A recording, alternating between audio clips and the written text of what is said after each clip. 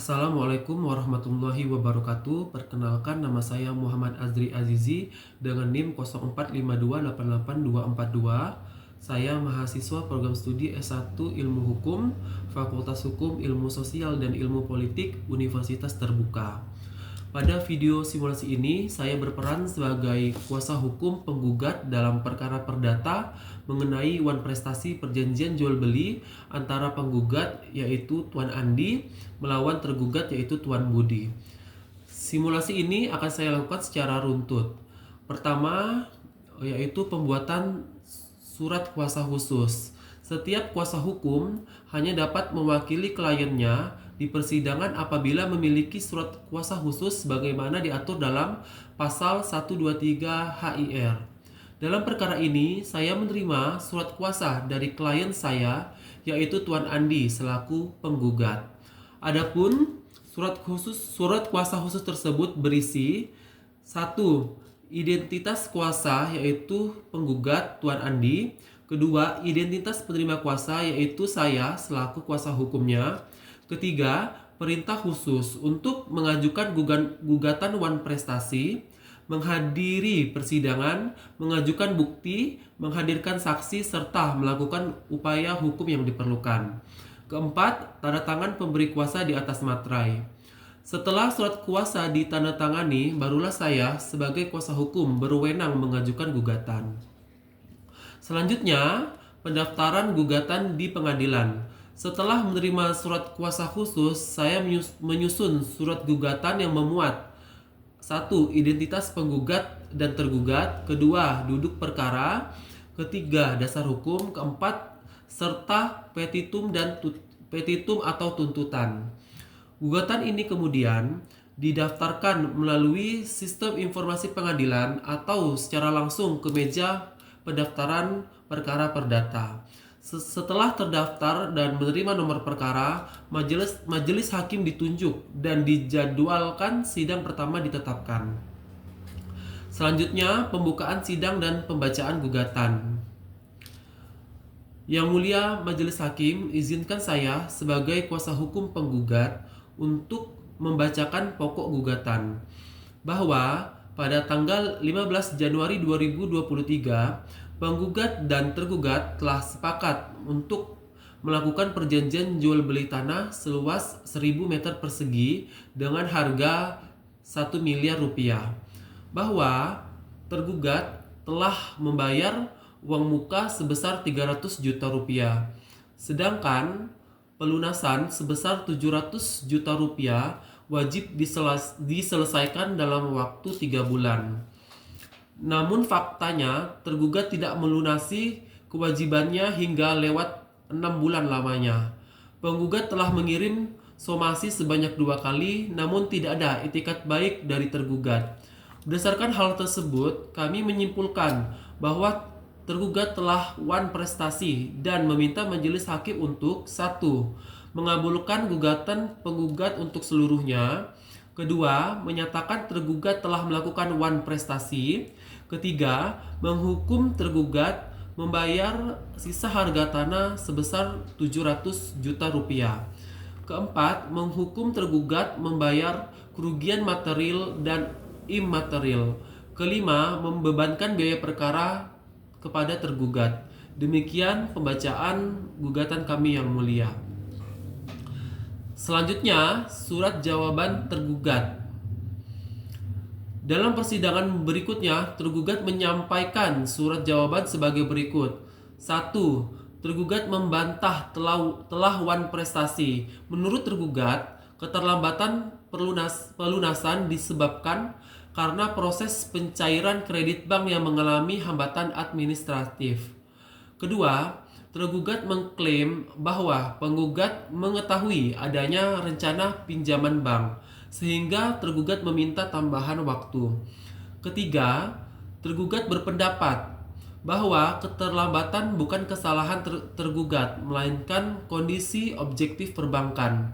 Keempat, tergugat menyatakan memiliki itikat baik karena telah membayar uang muka dan tetap berencana melunasi setelah pinjaman tersebut cair. Kelima, tergugat mohon agar gugatan penggugat ditolak sepenuhnya. Selanjutnya, replik penggugat. Yang Mulia Majelis Hakim menanggapi jawaban tersebut, penggugat menyampaikan replik. 1. Penggugat menolak seluruh dalil tergugat kecuali yang tegas diakui. 2. Masalah pinjaman bank adalah urusan internal tergugat dan bukan alasan pembenar keterlambatan, sehingga tidak dapat dikategorikan sebagai overmatch.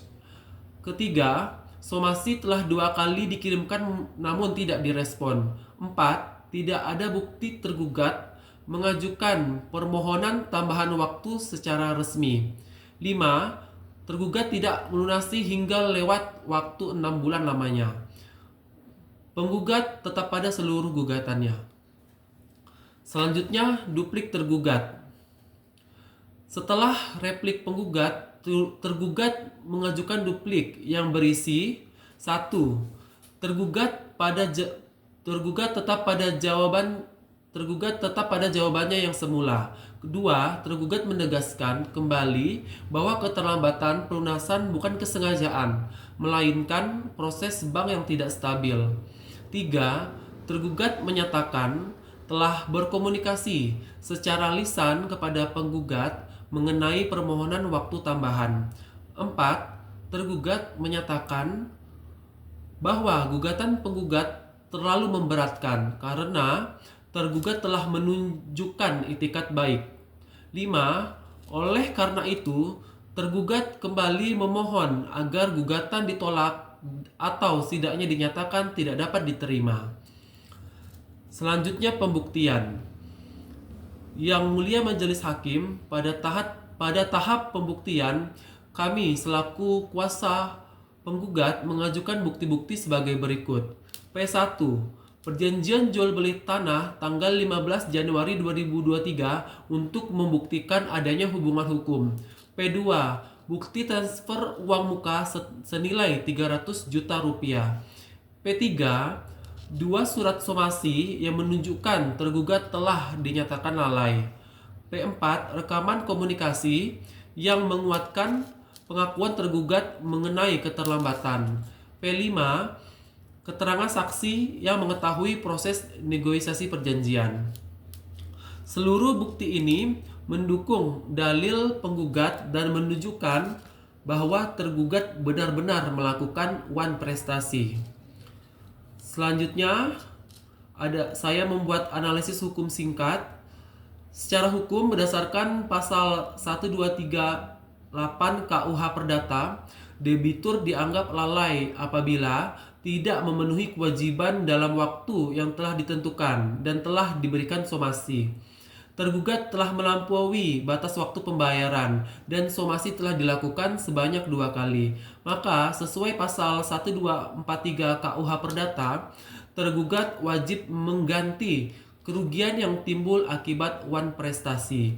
Dengan demikian, seluruh wan prestasi telah terpenuhi. Selanjutnya, surat kesimpulan. Yang Mulia Majelis Hakim, berdasarkan seluruh fakta persidangan, pembuktian, dan analisis hukum, penggugat melalui kuasa hukumnya menyimpulkan sebagai berikut. 1. Terbukti terjadi perjanjian jual beli tanah. 2. Terbukti tergugat tidak melunasi pembayaran sesuai waktu yang disepakati. 3. Terbukti penggugat telah menyampaikan 2 somasi. 4. Alasan tergugat tidak beralasan hukum. 5. Tergugat secara nyata telah melakukan wan prestasi. Karena itu, kami memohon agar majelis hakim untuk 1. Mengabulkan gugatan untuk seluruhnya. 2. Menyatakan tergugat wan prestasi. 3. Menghukum tergugat membayar sisa pembayaran sebesar 700 juta rupiah dan ganti rugi lainnya. 4. Membebankan biaya perkara kepada tergugat. Demikian kesimpulan kami yang mulia. Baiklah, itu dia simulasi peran saya sebagai kuasa hukum penggugat dalam perkara wan prestasi perjanjian jual beli tanah tersebut. Semoga simulasi ini dapat memberikan gambaran nyata mengenai proses peradilan perdata di Indonesia. Terima kasih atas perhatiannya. Assalamualaikum warahmatullahi wabarakatuh.